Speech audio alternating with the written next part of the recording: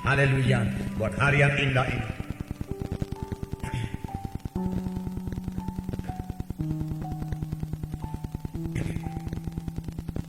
Selama beberapa minggu ini kita telah membuka dari buku Kisah Para Rasul dan kita telah melihat bagaimana gereja pertama berkembang dengan pesat. Kemudian terjadi aniaya karena setan berusaha menghancurkan sidang Tuhan. Dan sampai sekarang setan masih berusaha untuk menghancurkan sidang Tuhan. Tetapi puji Tuhan, Tuhan telah lebih dahulu melengkapi sidangnya dengan kuasa di dalam nama Yesus untuk mengalahkan semua tipu daya setan. Amin, saudara. Kita memiliki kuasa. Sidang memiliki kuasa. Kuasa untuk mengalahkan setan. Bahkan setiap anak-anak Tuhan sanggup mengusirkan setan, bisa mengusirkan setan. Amin, saudara. Nah, puji Tuhan, saudara, puji Tuhan. Kemudian sidang jemaat tersebar setelah Stefanus mati syahid, mati martir, dan Filipus pergi ke kota Samaria. Filipus yang seorang diaken, dia bukan seorang rasul, lalu memberitakan tentang Mesias di kota Samaria. Dan Tuhan menyertai pemberitaan Filipus dengan kuasa dan tanda ajaib. Tuhan selalu menyertai pemberitaan tentang Yesus. Tanda ajaib, tanda mujizat daripada Tuhan belum berhenti. Tanda ajaib, tanda mujizat masih berlangsung. Ini berarti kesembuhan melalui doa masih berlangsung. Amin, saudara. Kelepasan melalui peretakan tangan dalam nama Yesus masih berlangsung. Amin. Hamba-hamba Tuhan boleh meletakkan tangan bagi jiwa-jiwa yang terikat dengan narkotika, ganja, dan lain sebagainya. Dan dia boleh bebas dalam nama Yesus. Amin. Hamba-hamba Tuhan boleh meletakkan tangan pada jiwa-jiwa yang terikat oleh dukun-dukun, kuasa-kuasa kegelapan. Dan dia bebas dalam nama Yesus. Amin. Kuasa tersebut diberikan Tuhan pada gerejanya. Terlebih pada gerejanya pada akhir zaman ini. Jadi mujizat masih berlangsung. Saudaraku, milikilah mujizat Tuhan tersebut. Sama seperti Filipus yang bukan rasul, hanya diaken, pelayan meja, mengatur makanan. Tetapi karena aniaya datang, dia tersebar. Lalu sampai di Samaria dia memberitakan Injil Yesus Kristus. Dan firman Tuhan berkata, banyaklah tanda ajaib, tanda mujizat. Bukan sedikit, tetapi banyak. Biar hari ini kita merindukan tanda ajaib, tanda mujizat. Haleluya, saudaraku. Karena Tuhan tidak berubah. Tuhan Yesus yang memberikan kesembuhan, Tuhan memberikan kesembuhan sekarang ini. Setan-setan diusir keluar. Dan pada waktu setan itu diusir keluar, setan menjerit, setan berteriak ketakutan, berteriak terkejut. Karena sudah lama-lama dia dalam negeri Samaria belum pernah diusir. Tapi berita Injil, kuasa Roh Kudus datang ke sana dan setan mesti pergi dalam nama Yesus. Banyak orang timpan disembuhkan, orang lumpuh disembuhkan. Dan firman Tuhan berkata seorang tukang sihir bernama Simon juga bertobat. Dan setelah Simon dibaptis, dia bersama-sama dengan rasul-rasul dan Simon takjub akan mujizat Tuhan, akan tanda-tanda ajaib yang besar, akan mujizat yang besar yang terjadi dalam pelayanan Filipus. Tentu kita semua merindukan hal ini. Biarlah kita semua lapar dan haus akan kuasa Tuhan. Biarlah ini menjadi topik doa kita, topik doa sidang pada akhir zaman ini. Perlu tanda ajaib, perlu tanda mujizat, perlu kesembuhan, perlu mujizat Tuhan. Berikanlah Tuhan pada sidangmu ini kita berdoa. Biarlah peretakan tangan berkuasa Tuhan kita berdoa. Karena minggu yang lalu saudara sudah mendengarkan firman Tuhan mengenai peretakan tangan. Tiap-tiap anak Tuhan boleh meletakkan tangan. Dan kuasa Tuhan akan menyertai. Kapan kita meletakkan tangan, bukan kita yang menyembuhkan, Tuhan yang menyembuhkan. Karena ini janji Tuhan. Tetapi kita harus penuh dengan Roh Kudus, penuh dengan kasih Tuhan, dan motif kita benar mengasihi jiwa-jiwa, maka Tuhan akan bekerja. Akhir zaman sudah tiba. Dunia tidak bisa dimenangkan hanya dengan khotbah saja. Tidak bisa. Kita perlu mendemonstrasikan kuasa Tuhan. Ini telah kami laksanakan, saudaraku, beberapa tahun yang lewat, dari desa ke desa, dari kota ke kota. Dan saya percaya ini masih berlangsung terus dan akan bertambah-tambah banyak lagi tanda ajaib, tanda mujizat. Saudara, orang-orang kampung hanya mau percaya kalau mereka melihat mujizat. Kalau yang cerita saja mereka tidak mau percaya. Perlu tanda ajaib, perlu tanda mujizat. Bahkan beberapa kali kami mendemonstrasikan kuasa Tuhan yang nyata-nyata jika mereka datang kepada Tuhan. Lalu kami mulai menceritakan bahwasanya Yesuslah yang berbuat tanda ajaib, dan Yesus juga sanggup mengampuni dosa, dan Tuhan itulah satu-satunya jalan ke sorga, dan mereka percaya dan kerap kali diikuti dengan pembangunan gereja di desa tersebut. Tuhan Yesus sendiri melayani dengan kuasa dan tanda ajaib. Tuhan Yesus tidak bicara saja, memang pengajaran Tuhan sangatlah diurapi, tetapi Tuhan Yesus mengadakan banyak tanda, banyak mujizat, banyak kesembuhan. Dan Tuhan Yesus berkata, Roh Kudus ada padaku dan Dia mengurapi aku untuk memberitakan kabar baik kepada orang-orang miskin. Perlu urapan Tuhan, urapan Roh Kudus. Dan Roh Kudus yang mengurapi Yesus adalah Roh Kudus yang mengurapi kita sekarang. Tidak ada bedanya. Roh Kudus yang menyanggupkan Tuhan Yesus, Roh Kudus yang menyanggupkan kita sekarang. Roh Kudus yang memberikan hikmat kebijaksanaan kepada Tuhan Yesus, Roh Kudus yang memberikan hikmat kebijaksanaan kepada kita. Oh, biarlah kita lebih intim lagi dengan Roh Kudus. Amin, saudara. Lebih intim lagi, lebih rapat lagi dengan Roh Kudus. Dan Dia mengurapi aku untuk memberitakan kebebasan bagi orang tertawan, kelepasan bagi orang tertindas, dan memberitakan tahu rahmat Tuhan telah datang, memberi penglihatan pada orang buta. Dan pada hari ini genaplah nas ini suatu kamu mendengarnya. Tuhan berkata, 2000 tahun yang lewat sudah genap. 2000 tahun yang lewat sudah dimulai pekerjaan Roh Kudus yang luar biasa. Dan pada akhir zaman Tuhan pasti mengembalikan lagi pekerjaan Roh Kudus yang luar biasa di dalam gerejanya. Amin. Saya juga percaya pada akhir zaman Tuhan tidak memakai penginjil-penginjil yang hebat luar biasa. Tidak lagi, saudaraku. Tetapi pada akhir zaman Tuhan memakai tiap-tiap anak-anak Tuhan. Dengan perkataan lain, Tuhan memakai gerejanya. Tidak akan ada lagi bintang-bintang penginjilan, saudaraku, yang luar biasa. Tidak, saudaraku. Bukan mereka yang membawa jiwa-jiwa menjadi murid Kristus. Tidak. Boleh jadi dalam penginjilan-penginjilan yang besar. Ada lagi hamba-hamba Tuhan yang pakai Tuhan dengan sangat luar biasa, hanya untuk membawa jiwa-jiwa mengenal Yesus sebagai Tuhan dan Juru Selamatnya. Tetapi untuk pemuritan, saudaraku, tidak bisa diserahkan kepada hamba Tuhan yang satu orang, dua orang, atau beberapa orang tersebut. Pemuritan harus dilaksanakan oleh setiap anak-anak Tuhan. Amin, saudara. Jadi setiap anak-anak Tuhan melayani, setiap anak-anak Tuhan menginjil, setiap anak-anak Tuhan bersaksi. Semua kita mengerjakan pekerjaan Tuhan. Semua kita bersama-sama mengerjakan pekerjaan Tuhan. Amin. Semua kita bersama-sama. Semua kita ambil bagian. Dan semua kita bisa dilengkapi Tuhan. Dan memang sudah dilengkapi Tuhan dengan kuasa dan tanda ajaib. Tapi kita perlu bertindak. Dalam pertemuan kaum bapak tadi malam saya katakan, kapan kamu mujizat Tuhan berlaku? Kalau sekiranya Filipus tetap di Yerusalem dan dia tidak pergi ke Samaria, tidak akan terjadi mujizat Tuhan. Filipus tidak akan mengalami tanda ajaib, tanda mujizat. Dia akan tetap sebagai diaken, melayani meja. Atau kalau sekiranya Filipus berkata, aku ini bukan seorang rasul, aku ini seorang diaken saja, aku tidak bisa menginjil, tanda ajaib, tanda mujizat tidak akan terjadi. Tetapi karena Filipus bertindak, kasih Tuhan memenuhkan dia. Kapan dia tiba di Samaria, dia lihat orang-orang Samaria yang belum selamat, terhilang, menuju neraka.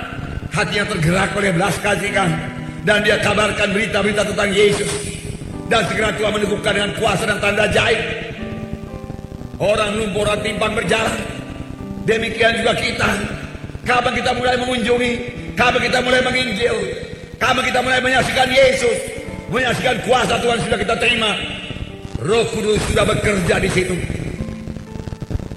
Roh Kudus meneguhkan firman yang saudara berikan, maka Roh Kudus akan memberikan tanda dan mujizat. Bisa saja terjadi, dan ini memang selalu terjadi di dalam penginjilan anak-anak Tuhan. Perkunjunganlah, saya katakan, seorang anak Tuhan mengunjungi jiwa yang belum selamat. Oh, dia berjumpa dengan orang-orang dalam rumah tersebut, dan dia mulai memberitakan Injil. Bisa terjadi satu kebaktian keluarga yang kecil, di mana dia memberitakan Injil dan berdoa, kemudian meletakkan tangan seorang sakit, dan orang itu akan menerima kesembuhan. Bisa terjadi, dan selalu terjadi. Dan ini memang kehendak Tuhan. Jikalau anak-anak Tuhan tersebut bergerak, amin saudara, bergerak, mengunjungi. Nah, Filipus mengalami tanda-tanda dan mujizat setelah dia keluar dari Yerusalem dan pergi ke Samaria dan mengabarkan Injil. Demikian juga kita, kalau kita bergerak, mujizat Tuhan akan terjadi, tanda-tanda mujizat akan terjadi. Saudara berkata, saya sudah menginjil, tetapi belum juga terjadi mujizat Tuhan. Saudaraku, kita lihat, saudaraku, apa yang perlu lagi kita perbuat pada hari ini. Maukah saudara mendengarkannya, apa yang perlu kita perbuat supaya tanda-tanda mujizat berlaku? Percayakah saudara tanda ajaib mujizat masih berlangsung? Percayakah saudara Tuhan memakai saudara? Amin, katakan yang keras. Amin. Terima kasih Tuhan. Tuhan bisa memakai saya. Pakailah saya Tuhan. Roh Kudus tidak berubah. Haleluya Tuhan. Saya mau menyaksikan Injil Yesus. Amin. Nah, puji Tuhan, dengarkan lagi firman Tuhan. Kita belajar apa yang perlu supaya terjadi tanda-tanda dan mujizat dalam pelayanan kita. Memang beberapa minggu yang lalu setelah kita mendengarkan firman Tuhan, bahwasanya tanda mujizat kuasa Tuhan terjadi karena sidang hidup kudus, karena anak-anak Tuhan hidup dalam kesucian. Itu tidak bisa dibantah, saudaraku. Karena Allah itu Allah yang kudus, Roh Kudus. Roh Kudus adalah Roh yang kudus, Roh yang suci, yang hanya memakai orang-orang yang suci hatinya, yang meninggalkan semua dosa, yang motifnya benar mengasihi jiwa-jiwa. Tuhan bisa memakai dia, saudara, dan mengurapi diri, dan kuasa Tuhan akan turun. Kita membaca waktu sidang pertama, di mana Ananias dan Safira menipu. Itu dosanya yang terutama. Dosanya bukan karena dia menjual tanah, bukan. Dosanya bukan karena dia punya tanah, punya uang, bukan. Boleh punya uang, boleh punya tanah, boleh jual tanah, boleh berikan kepada Tuhan persepuluhannya, boleh memberikan korban, saudaraku. Boleh juga tidak memberikan korban, saudaraku. Memang saudaraku seharusnya memberikan persepuluhan. Tetapi kalau pun tidak memberikan persepuluhan, tidak akan dihukum mati oleh Tuhan. Mengapa Ananias dan Safira dihukum mati? Karena dia berdusta. Dia memberikan kesan yang lain daripada keadaan yang sesungguhnya untuk meninggikan namanya. Sebenarnya, saudaraku, akar kejahatannya itu kesombongan yang mau dipuji. Karena Barnabas telah menjual tanahnya dan mendapat pujian, dia juga mau dipuji orang sebagaimana Barnabas. Tetapi dia, saudaraku, tidak mau mengorbankan seluruhnya. Bukan karena dia memberi separuh daripada hasil penjualan itu, saudara, dia dihukum mati, tidak. Dia bisa saja memberikan separuh atau sepersepuluh saja pun cukup. Dan dia berkata kepada rasul, ini persepuluhanku, ini aku berikan separuh, baru lagi masih kebutuhan. Tidak ada dosa dalam keadaan demikian. Tapi kalau dia beri separuh, tapi dia menipu, dan dia katakan inilah seluruhnya hasil tanah tersebut, itulah dosanya. Lihat, setan menipu, saudara. Setan menipu melalui dosa, melalui uang. Akibatnya, saudara, hukuman mati berlaku atas mereka berdua, suami istri. Biarlah kita berkata iya di atas yang iya, amin, dan tidak di atas yang tidak, amin. Ya, tinggalkan semua dusta. Jangan kamu berbohong lagi. Berkatalah benar, firman Tuhan berkata, amin. Nah, kalau kita menceritakan sesuatu keadaan, ceritakan dengan sebenar-benarnya supaya orang mengerti bagaimana keadaan sebenarnya. Jangan keadaan yang lain kita ceritakan untuk membesarkan diri kita, meninggikan diri kita. Cerita yang benar, cerita yang lurus, diberkati Tuhan. Amin. Ya, ini akan mengubahkan diri saudara. Dan firman Tuhan berkata, ketakutan berlaku bagi seluruh jemaat dan orang luar juga. Tapi tanda ajaib, tanda mujizat bertambah-tambah. Dan imam-imam juga bertobat, dia katakan. Dan bayang-bayang Petrus menyembuhkan. Betul. Dengan kekudusan, saudaraku. Kuasa Tuhan akan bertambah-tambah dinyatakan. Biarlah kita semua maju kepada kekudusan. Meninggalkan semua dosa. Meninggalkan semua kegelapan. Dalam hidup kita. Mari kita hidup benar di hadapan Tuhan. Hidup suci. Tidak ada kompromi. Jangan kompromi dengan dosa. Itu hanya membawa kita saudaraku jauh daripada Tuhan. Membuka pintu kepada setan.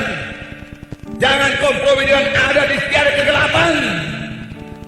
Itu mendatangkan kutuk.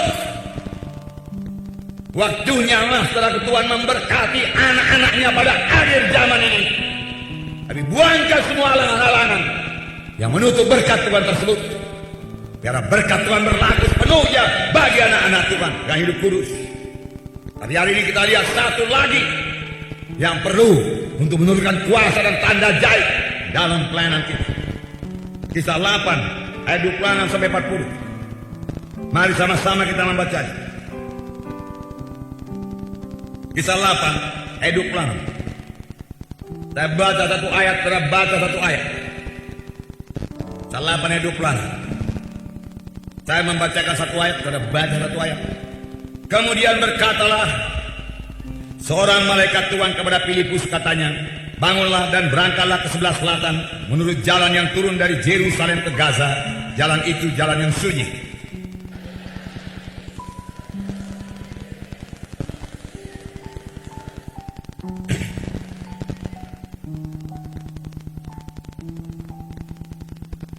Sekarang orang itu sedang dalam perjalanan pulang dan duduk dalam keretanya sambil membaca kitab Nabi Yesaya.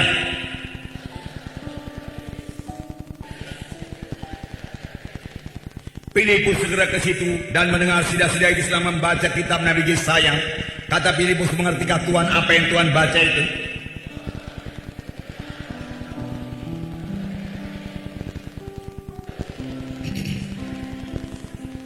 Nas yang dibacanya itu berbunyi seperti berikut. Seperti seekor domba ia dibawa ke pembantaian, dan seperti anak domba yang keluh di depan orang yang mengutingi bulunya, demikianlah ia tidak membuka mulutnya.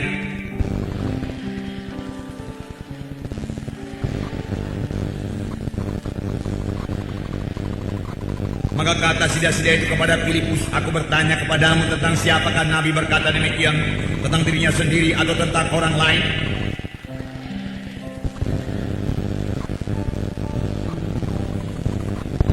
Mereka melanjutkan perjalanan mereka dan tiba di suatu tempat yang ada air. Lalu kata sida-sida itu, lihat di situ ada air. Apakah halangannya jika aku dibaptis?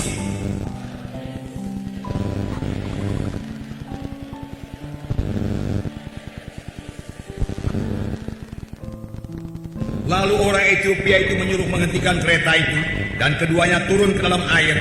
Baik Filipus maupun sida-sida itu, dan Filipus membaptis dia.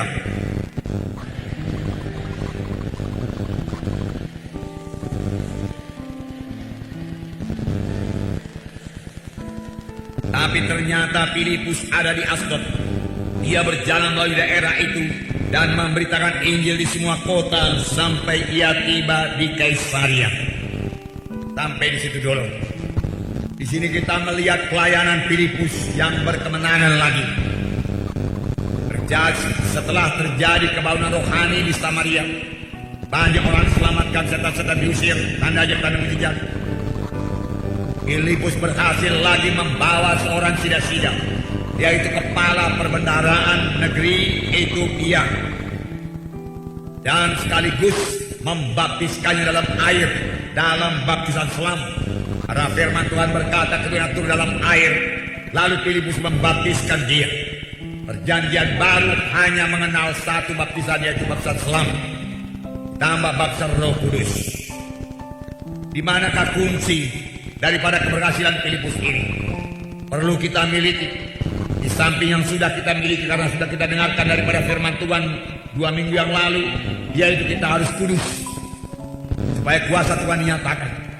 Hari kita lihat lagi yang pertama, yaitu Filipus memiliki persekutuan yang indah dengan Tuhan, sehingga Filipus mendengar suara Tuhan.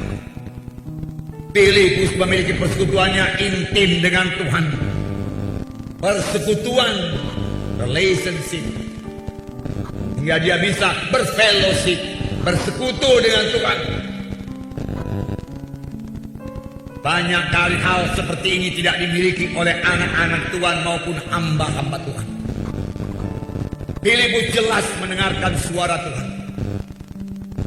Kalau saudara pelajari perjanjian lama, saudara akan melihat bahwa saya semua nabi-nabi yang dipilih Tuhan mendengarkan suara Tuhan dan mengetahui maksud Tuhan. Mereka selalu berkata, dengarlah, demikianlah firman Tuhan. Jelas dia terima berita daripada Tuhan. Di manakah berita itu sekarang? Apakah Tuhan sudah berhenti berfirman? Saya percaya penuh Tuhan kita, Tuhan yang senantiasa berfirman. Dia Tuhan yang mengajarkan banyak perkara. Walaupun sudah ada Alkitab, Dia mau membukakan lagi rahasia-rahasia firman-Nya kepada kita, memberikan petunjuk-petunjuk kepada kita. Kemana kita harus menginjil? Bagaimana kita harus menginjil? Apa yang harus kita perbuat? Roh Tuhan tetap berbicara. Milikilah persekutuan yang intim dengan Tuhan. Rindulah akan persekutuan yang intim dengan Tuhan. Amin, saudara. Rindukan persekutuan yang intim. Dalam berdoa kita perlu mendengarkan suara Tuhan. Bukan kita saja yang terus-menerus berkata-kata kepada Tuhan. Mari kita diam sebentar, dengarkan suara Tuhan dalam doa kita. Tuhan akan bicara. Buangkan semua pikiran daging, pikiran duniawi. Karena firman Tuhan berkata, jikalau kamu mengasihi dunia ini, maka tidak ada padamu kasih Bapa. Jikalau pikiran kita dipenuhi dengan pikiran-pikiran dunia ini, tidak ada tempat bagi Roh Kudus untuk bicara. Roh Kudus mau bicara. Dengar suaranya dan miliki persekutuan yang indah dengannya. Ini kunci untuk pelayanan yang berhasil, yang disertai dengan tanda ajaib dan mukjizat, yang membawa jiwa-jiwa pada keselamatan. Saudara bisa melaksanakan. Saudara bisa melaksanakannya. Saudara bisa melaksanakannya. Amin. Saudara bisa bersekutu dengan Tuhan. Amin. Saudara bisa mendengarkan suara Tuhan. Amin. Katakan amin. Bisa. Bisa.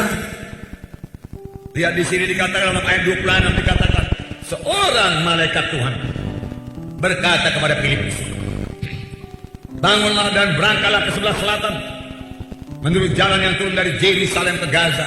Jalan itu sunyi. Seorang malaikat Tuhan, puji Tuhan buat malaikat Tuhan yang diberikan Tuhan sekarang ini giat beroperasi untuk membantu sidang Tuhan ini. Tetapi saya juga membaca satu cerita dari Frank Piretti, bahwasanya malaikat itu hanya aktif bekerja kalau sidang Tuhan berdoa. Kalau sidang Tuhan tidak berdoa, malaikat tidak aktif. Bertambah-tambah sidang Tuhan berdoa, malaikat bertambah-tambah aktif, melindungi anak-anaknya, anak-anak Tuhan, saudara, menunjukkan jalan kepada anak-anak Tuhan, memimpin juga. Karena malaikat disuruhkan daripada Tuhan. Roh-roh yang melayani, buku Ibrani berkata, dan malaikat cukup punya kuasa. Bukan dalam Kisah 5 dikatakan Petrus dipenjara dan dijaga oleh tentara yang berlapis-lapis, pintu penjara dikunci, malaikat Tuhan bisa masuk dan menepuk punggung Petrus. Bangun Petrus, pakai sepatumu, ikat pinggangmu, pintu-pintu terbuka, penjaga tidur, dan mereka keluar. Demikian saja. Tidak ada kesulitan bagi malaikat Tuhan. Amin, saudara. Dan pada waktu Paulus terombang ambing beberapa hari lamanya lalu badai yang besar, pada malam hari malaikat Tuhan menampakkan diri kepada Paulus dan berkata, jangan kamu takut, semua isi kapal ini akan selamat kecuali kapal ini, dia katakan. Malaikat Tuhan menguatkan. Puji Tuhan buat malaikat Tuhan. Dan malaikat Tuhan masih bekerja sekarang ini, amin. Marilah berjalan dalam kesucian Tuhan. Dan malaikat Tuhan bisa menyertai kita. Sebab kalau kita saudaraku memikirkan perkara dosa, atau pergi ke tempat-tempat dosa, tempat kegelapan, tempat kenajisan, malaikat Tuhan tidak bisa menyertai kita. Alangkah menyedihkan ini. Malaikat Tuhan masih aktif. Yang mau melindungi saudara, melindungi rumah saudara, melindungi perjalanan saudara. Saya sama sekali tidak khawatir kalau naik plane, saudaraku, tidak akan jatuh.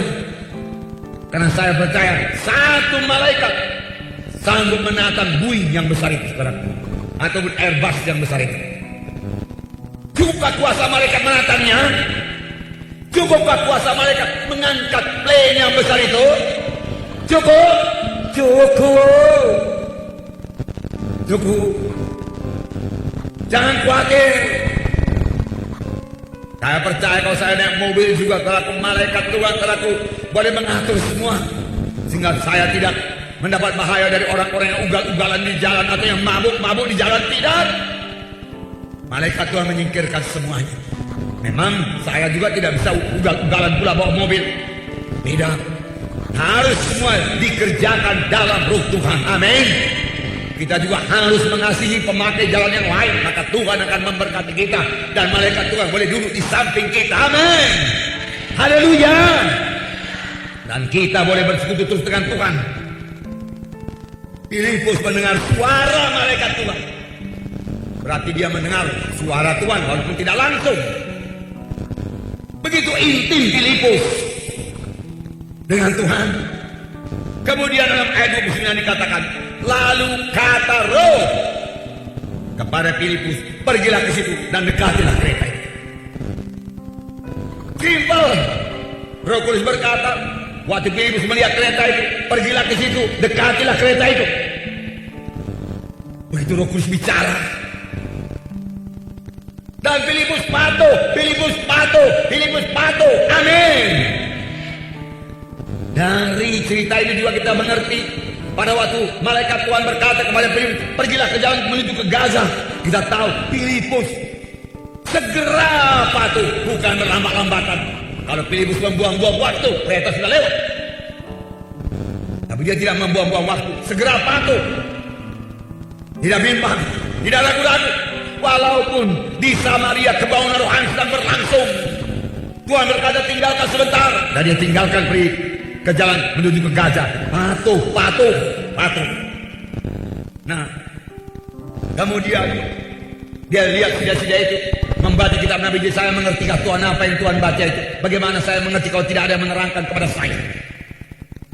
Lalu Filipus menerangkan, naik ke atas kereta, menerangkan jalan keselamatan. Begitu jelas, begitu berkuasa, begitu diurapi. Sehingga saudaraku, bendahara kerajaan Ethiopia ini bertobat dan mengatakan, aku percaya kepada Tuhan Yesus, baptislah aku. Boleh. Keduanya turun dalam air, lalu Filipus membaptiskannya dan naik ke atas. Kemudian dalam ayat 39 dikatakan, Roh Kudus tiba-tiba mengangkat Filipus, melarikan Filipus. Satu persekutuannya intim dengan Roh Kudus. Rindukah saudara memiliki persekutuannya intim dengan Roh Kudus? Katakan yang kuat, rindukah saudara memiliki persekutuannya intim dengan Roh Kudus? Katakan amin. Saya juga rindu. Tapi saya ada berita kepada saudara. Dengarkan baik-baik. Bukan hanya saudara yang rindu bersekutu dengan Roh Kudus. Roh Kudus lebih rindu lagi untuk bersekutu pada saudara dan menerangkan jalannya dan menyatakan kuasanya dalam hidup saudara. Amin. Roh Kudus lebih rindu lagi. Maka sudah lama dia menunggu. Dan biarlah kita sadari pada hari ini, apakah kita memberi kesempatan pada Roh Kudus apa enggak? Apakah kita terlalu sibuk dengan urusan dunia ini dan pikiran dunia ini? Rokus lebih rindu bersekutu. Kita boleh mendengarkan suaranya.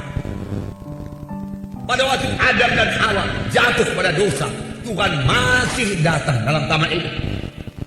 Berarti sebelumnya Tuhan sudah selalu datang dalam Taman Eden dan bersekutu dengan Adam dan Hawa. Berkata-kata dengan Adam dan Hawa. Tuhan menikmati persekutuan dengan Adam dan Hawa. Adam dan Hawa menikmati persekutuan dengan Tuhan. Amin. Adakah saudara menikmati persekutuan dengan Tuhan? Nikmatilah persekutuan dengan Tuhan. Dalam doa yang sungguh-sungguh, nikmati persekutuan dengan Tuhan. Tuhan sering datang.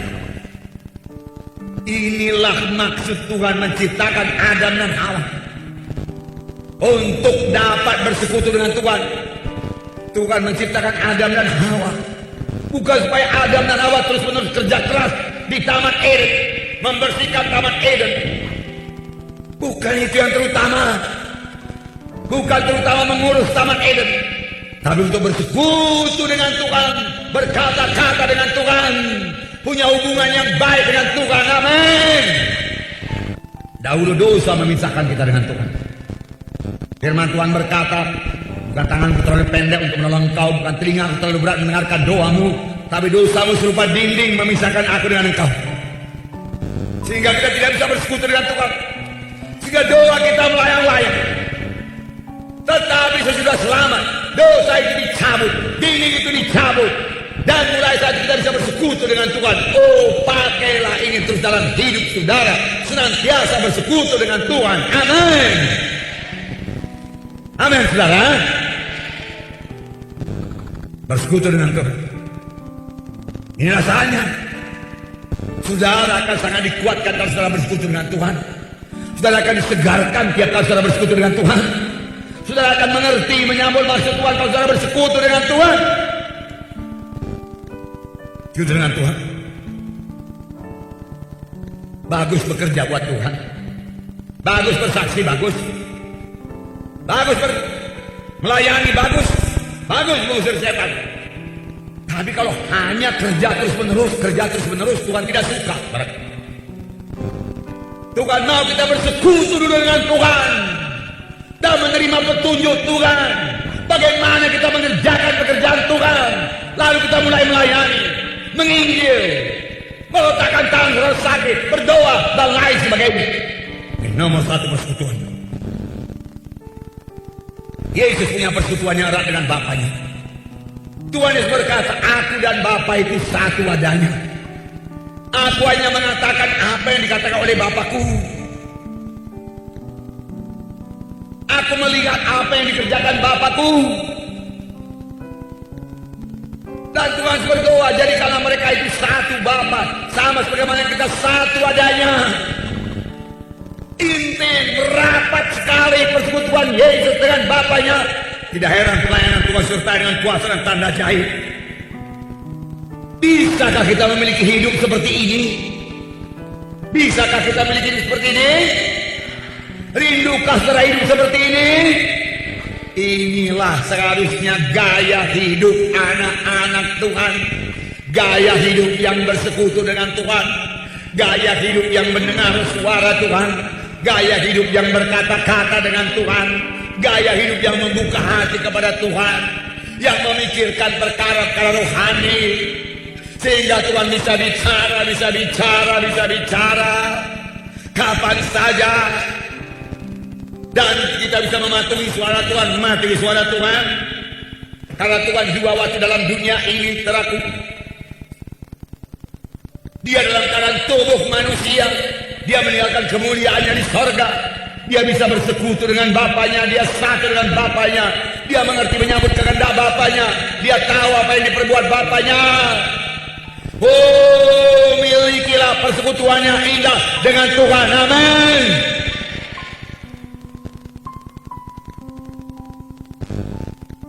Maria dan Marta. Saya baca yang persoalan Lukas 10. Lukas 10 ayat 38 sampai 42. Saya membacakan.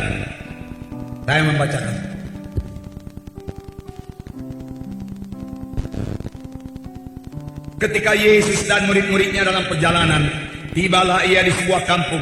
Seorang perempuan yang bernama Marta menerima dia di rumahnya. Perempuan itu mempunyai seorang saudara yang bernama Maria. Maria ini duduk dekat kaki Tuhan dan terus mendengarkan perkataannya. Sedang Marta sibuk sekali melayani.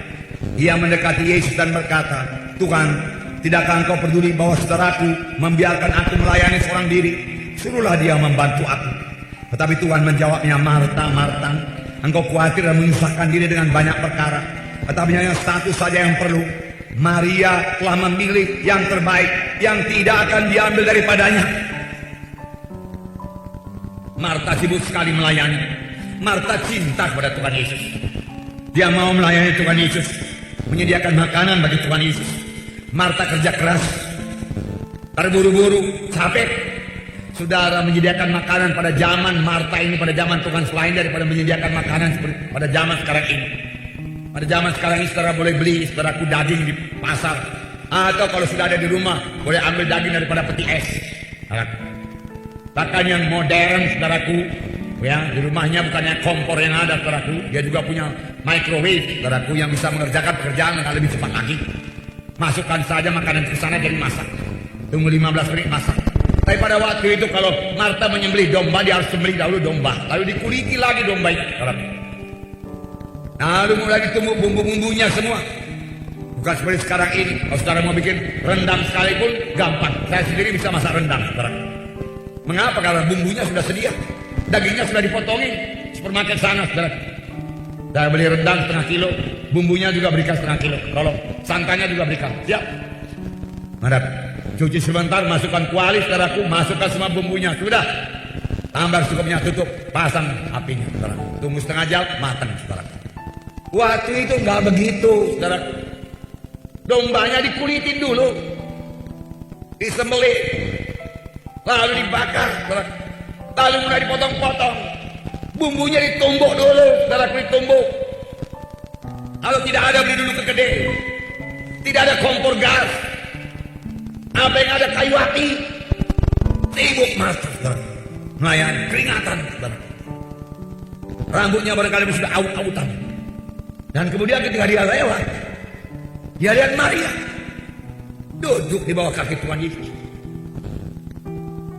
mendengarkan suara Tuhan. Dia duduk di dekat kaki Tuhan Yesus, mendengarkan suara Tuhan, mendengar cerita Tuhan Yesus. Wah, Marta protes. "Tuhan," dia katakan, "tidakkah engkau peduli membiarkan aku bekerja sendiri, menyediakan makanan untuk kita semua? Ini makanan ini bukan untuk aku Tuhan saja, untuk kita semua ini Tuhan. Mengapa kau biarkan aku saja melayani?" Dan Maria duduk di situ. Dari tadi tenang-tenang aja, mendengarkan firman Tuhan. Jawaban Tuhan Yesus membawa berkat bagi kita semua. "Marta, Marta, engkau sibuk," dia katakan, "akan Marta, Marta, engkau khawatir dan menyusahkan dengan banyak perkara, menyusahkan diri dengan banyak perkara. Tapi satu saja yang penting, satu saja yang penting, satu saja yang penting. Maria telah memilih bagian yang terbaik, yang tidak akan diambil daripadanya. Satu saja yang penting. Maria mengambil yang terbaik. Apakah di perut Maria? Maria bersekutu dengan Tuhan Yesus. Satu saja yang penting, bersekutu dengan Tuhan Yesus. Satu saja yang penting, bersekutu intim dengan Yesus. Satu saja yang penting, bersekutu dengan Yesus. Amin. Beri tepuk tangan yang meriah buat Tuhan.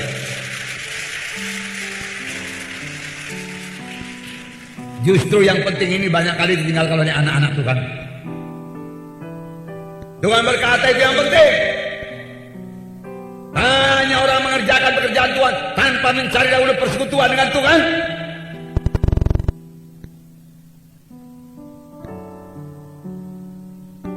Bersekutu dengan Tuhan. Cari wajah Tuhan. Dengar suara Tuhan. Buka hati saudara. Tuhan bicara dalam hati saudara. Tuhan juga bicara melalui pikiran saudara, melintas dalam pikiran saudara. Satu pikiran yang baru, jalan keluar daripada persoalan kalau memang itu ada persoalan. Satu strategi yang baru untuk mengerjakan pekerjaan Tuhan, tiba-tiba datang sadar. Kalau kita mau mendengarkan suara Tuhan, kalau kita mau bersekutu dengan Tuhan, amin saudara. Maria memilih yang terbaik. Saudara juga pilih yang terbaik. Lah, kok Tuhan berkata satu saja yang penting? Apakah menginjil nggak penting? Apakah melayani nggak penting? Penting. Tapi menginjil, melayani, berdoa tanpa lebih dahulu bersekutu dengan Tuhan tidak akan memberi hasil yang baik. Amin. Dimulai dengan bersekutu dengan Tuhan. Oleh sebab itu pagi-pagi jangan lupa berdoa 1 jam. Jangan lupa berdoa 1 jam. Dalam doa itu beri waktu untuk mendengar suara Tuhan. Diam sebentar. Aku mau mendengar suaramu Tuhan. Apakah firman pada hari ini Tuhan? Apa yang kulakukan pada hari ini Tuhan? Orang yang menantikan Tuhan akan membaharui kuatnya. Amin. Nantikan Tuhan. Haleluya. Dan doa saudara yang bersekutu dengan Tuhan. Bersekutu dengan Tuhan.